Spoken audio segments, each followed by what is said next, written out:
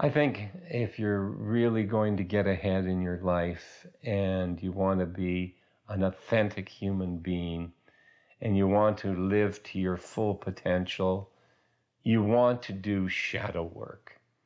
Now, shadow work sounds very mysterious, but really what it is, it's a matter of looking at all aspects of yourself, especially those aspects that are resonating in your subconscious. Now, the term shadow is a Jungian term.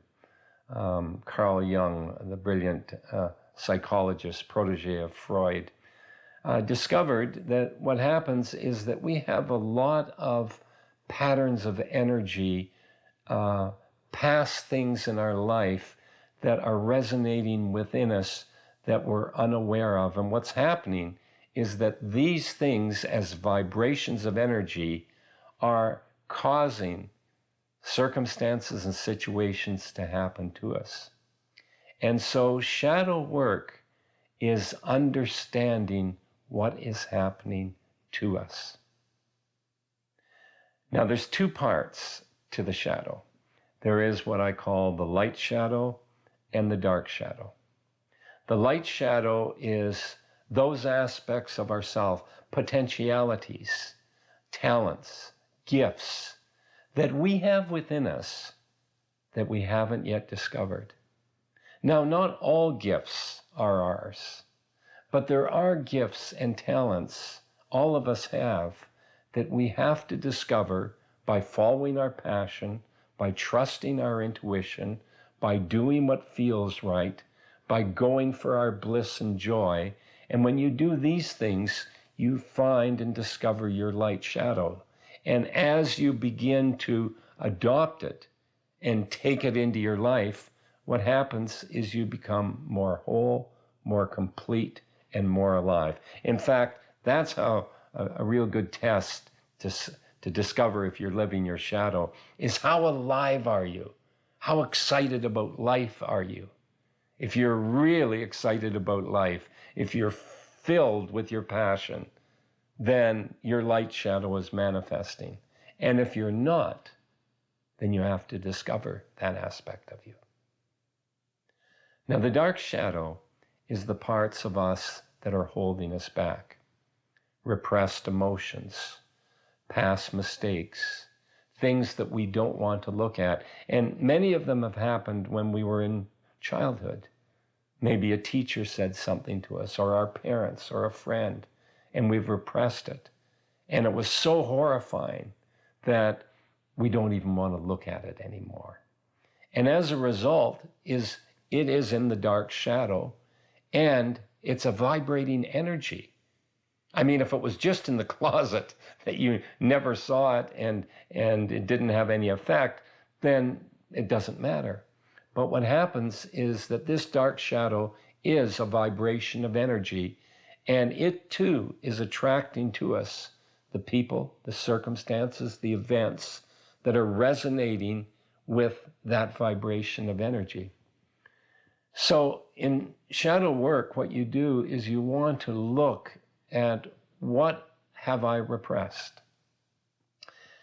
Now, patterns are footprints of the subconscious. Anytime that you have reoccurring patterns, for example, maybe you have a pattern of leaving relationships or getting left in relationships. None of your relationships are working out. Well, why? Well, I don't know why. I'm trying to fix it. But it's a pattern, isn't it? Okay, anytime you see patterns, you know that's footprints from the subconscious. That's part of shadow. Same thing with getting ahead financially. Maybe you're trying many different ways of getting ahead financially, and none of them seem to work. That's a pattern.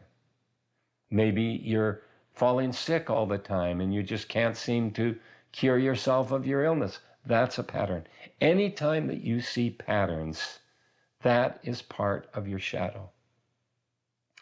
Now, what you want to do is with shadow work is that you want to be able to see your shadow. And how you see it is by doing personal archaeology. And there are exercises and methods on how you work with the subconscious so that you can begin to identify what that shadow aspect of you, especially if it's dark shadow, especially if it's holding you back. Now, when you do this, what happens? Once you see the shadow, you're going to be amazed at how fragile it is.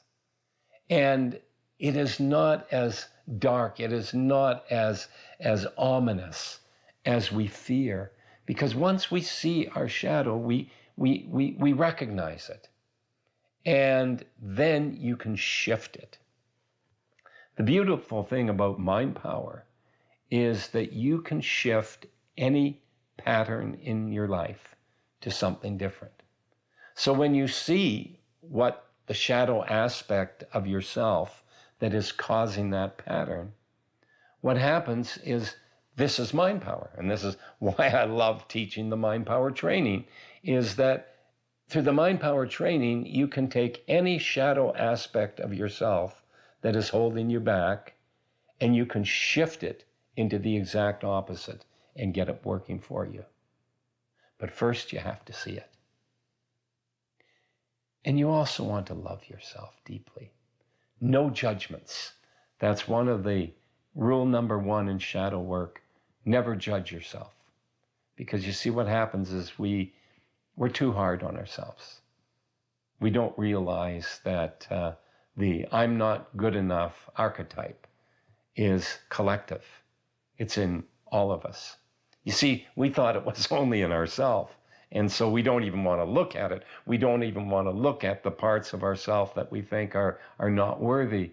No, all parts of yourself are worthy. All parts of yourself must be looked at.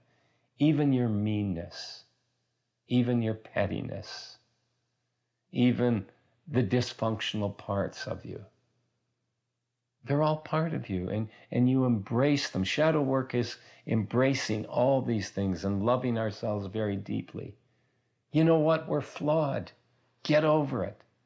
How I like to refer to it is that I'm deliciously flawed. It's your flaws as well as your talents that make you who you are. Embrace it.